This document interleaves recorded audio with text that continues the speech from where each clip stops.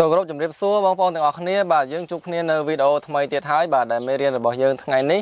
គឺខ្ញុំបានលើកពាក្យបាទតាកាយបាទប្រហែលជាណាប្រហែលជាណាអញ្ចឹងខ្ញុំនៅឧទាហរណ៍បាទ3ជា3 clear នេះបញ្យល់ដល់អ្នកទាំងអស់គ្នាហើយអ្នកទាំងអស់គ្នាអាចរៀននៅពាក្យថ្មីជាច្រើនដែលអត់ទាន់បានរៀនបាទហើយសង្ឃឹមថាអ្នកទាំងអស់គ្នានឹងខិតខំរៀនបាទហើយការរៀននៅក្នុង YouTube ក៏ដូចជារៀននៅជាមួយគ្រូផ្ទាល់ដែរគ្រាន់តែពិបាកសួរគ្នាទៅវិញទៅមកអញ្ចឹងតែប៉ុណ្ណោះណាប៉ុន្តែយើងអ្នករៀនគឺត្រូវតែមានការព្យាយាមបាទបើយើងរៀនពិតប្រាកដព្យាយាមលំបាកតិចទៅតើឡូវកុំឲ្យខាតពេលយើងនឹងចាប់ដើមអាននៃប្រយោគថ្ងៃនេះបាទដែលពាក់ព័ន្ធជាមួយពាក្យថាតកា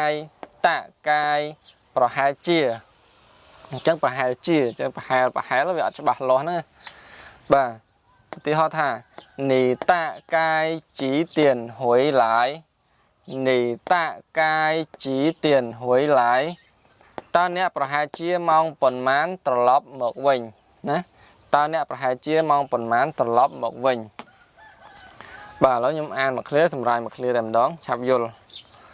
បាទនេះបើថាអ្នកតកាយបាទប្រហែលជា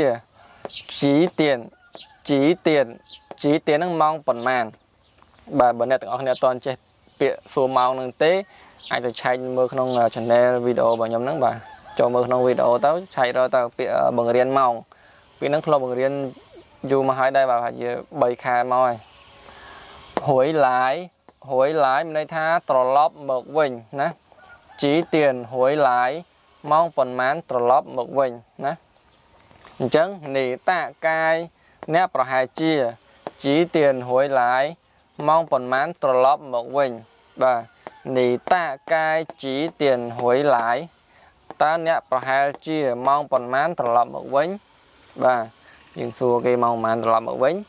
ឥឡូវនេះគេឆ្លើយទៅវិញចុះបាទ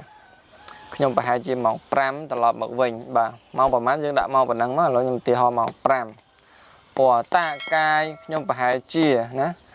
អ៊ូបកថា5បាទអ៊ូ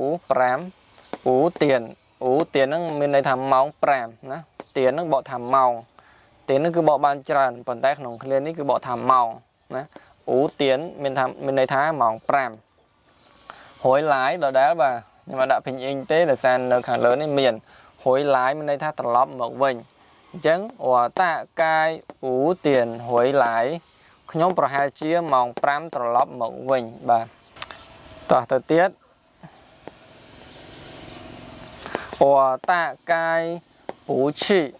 我大概不去ខ្ញុំប្រហែលជាមិនទៅទេបាទខ្ញុំប្រហែលជាមិនទៅទេ我大概不去ខ្ញុំប្រហែលជាមិនទៅទេបាទខ្ញុំតាកាយប្រហែលជាបាទពូឈីមានន័យថាមិនទៅពូឈីបាទឈីមាត់រៀងស្រួចបាទមាត់មូលឈីណាពូឈីពូនេះសំឡេងទី4នេះបាទឥឡូវខ្ញុំបញ្យល់ថាខ្លាចអ្នកទាំងអស់គ្នាបាទអត់ទាន់ដឹងអ្នកដឹងហើយក៏ដឹងទៅបាទអក្សរពូមួយនេះតែអក្សរពូមួយណាកាលណាវាប៉ះបាទពីមុខវាជាសំឡេងទី4ដូចវាដែរអញ្ចឹងវាត្រូវអានជាសំឡេងទី2វិញណាពេលវាគឺពូឯងប៉ុន្តែក្នុងប៉ះជាមួយនេះប៉ះជាមួយឈីនេះអញ្ចឹងគេអានថាពូវិញពូបាទពូពាក្យរបស់វាធម្មតាពូឥឡូវនេះយើងត្រូវអានពូឈីបាទគេអត់អានពូឈីណាគេអានថាពូឈីមិនទៅបាទពូឈីមិនទៅបាទអតាកាយពូឈីខ្ញុំប្រហែលជាមិនទៅទេណាយើងនិយាយថាមិនទៅបានយើងដាក់ទេមួយទៀតមកបាទខ្មែរយើងអញ្ចឹងក្នុងពាក្យចិនក៏មានដាក់ទេនេះនៅក្នុងហ្នឹងទេខ្ញុំប្រហែលជាមិនទៅទេបាទឥឡូវមានអីទៀតទេបាទគឺវីដេអូរបស់យើងមានតែប៉ុណ្ណឹងសង្ឃឹមថាអ្នកទាំងអស់គ្នានឹងយល់បាទហើយយកពាក្យតកាយនេះយកមកប្រើជាតម្រងរបៀបហ្នឹងបាទនេះគ្រាន់តែជាឧទាហរណ៍ជាគំរូឲ្យអ្នកទាំងអស់គ្នាបាទបើសិនជាអ្នកទាំងអស់គ្នាចេះពាក្យបានច្រើនណាយើងអាចនិយាយបានជាច្រើនពាក្យទៀតដែលភ្ជាប់ជាមួយនឹងពាក្យតកាយហ្នឹងបាទឥឡូវសូមបញ្ចប់វីដេអូនៅត្រឹមហ្នឹងចុះបាទចាំជួបគ្នានៅថ្ងៃស្អែកបន្តទៀតដែលមាន